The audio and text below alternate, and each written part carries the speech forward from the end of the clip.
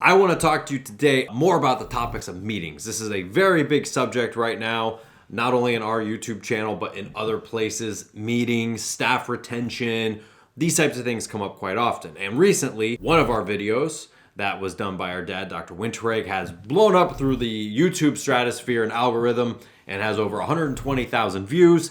And when that happens, not only do you get the people saying, oh my gosh, this is amazing, this is what I need to do in my business, but you also get the people who don't know how to run a business who say, meetings are a waste of time. Meetings are terrible. Why would we do a meeting ever? And all sorts of very interesting ideas in the comment section start popping up. Hello everybody and welcome back to the channel. I'm your host Neil Winteregg, joined as always by Abby Johnson. We are here with Matterhorn Business Development and we're here to help you grow your business. Today we're going to talk to you about why meetings are actually beneficial and how to make them more effective with 3 easy steps. Step number 1 is having a meeting leader, and this person should be running the meeting and making sure that the meeting stays on track.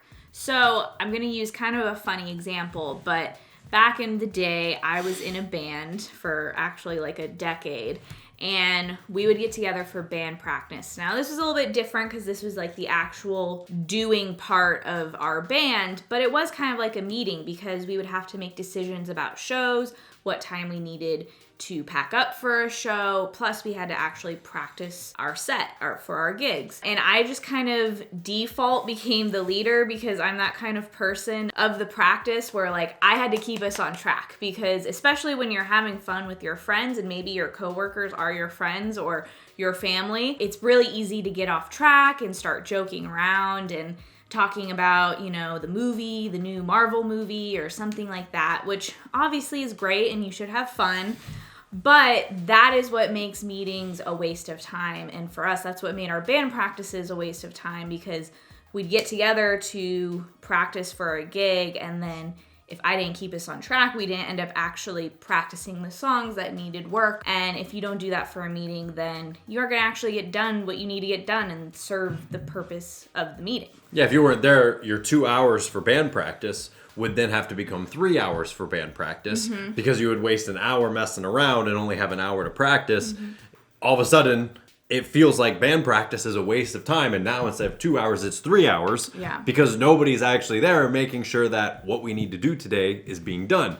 And it's the same thing in a meeting. Most people feel like meetings are totally pointless because they probably are. And that is because there isn't somebody there actually making sure that the purpose of the meeting is being done. I personally do a weekly staff meeting in one of my companies. It is me and 2 other people, and we get the whole meeting knocked out in 20 minutes because we show up with a purpose, which leads us into our second point. So the second thing that you need to have is an actual agenda or purpose or point of this gathering, whether it's weekly, monthly, daily, however it is that you want to do it. Now, obviously, we recommend at least a weekly meeting to be held with the employees and with the main people that are involved to know what it is that's going on. Now, you as an executive might decide to only do that meeting once a month with all employees, and there is an exact strategic plan of what we're going to go over and what we're going to talk about that can be done in 20 or 30 minutes. But then you might have a weekly meeting with your key 4, 5, 6 managers, whatever it is.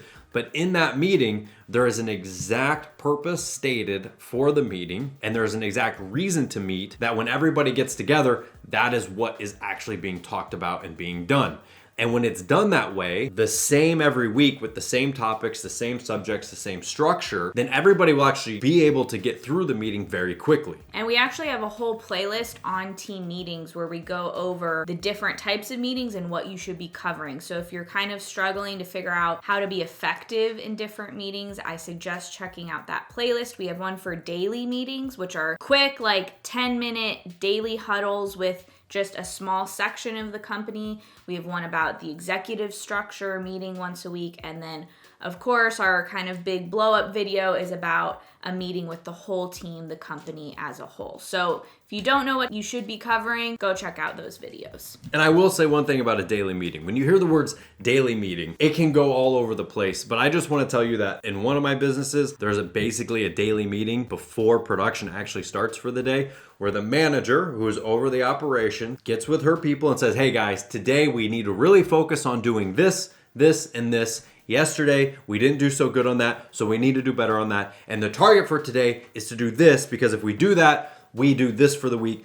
That's literally the meeting. So when you hear the words meeting, it does not mean 6 hours all the time. And that also brings us to the third point of having a successful meeting, which is everybody showing up on time and bringing the necessary information that they need in a concise, easy to use statement to go over the points that need to be gone over for their area, for their section of the business. Right. So I used to be in a situation where I was directly reporting as an employee to the COO, and his time was very valuable, but I knew I had exact questions for him. So if I had a meeting with him, this was like a one-on-one, I came with my exact questions or my exact solutions that if I knew that he was going to be asking me questions about a project I was working with. So we both came prepared with what we were going to talk about if we had questions for each other or if we had debriefs each other on something. We both came prepared to maximize our short amount of time together.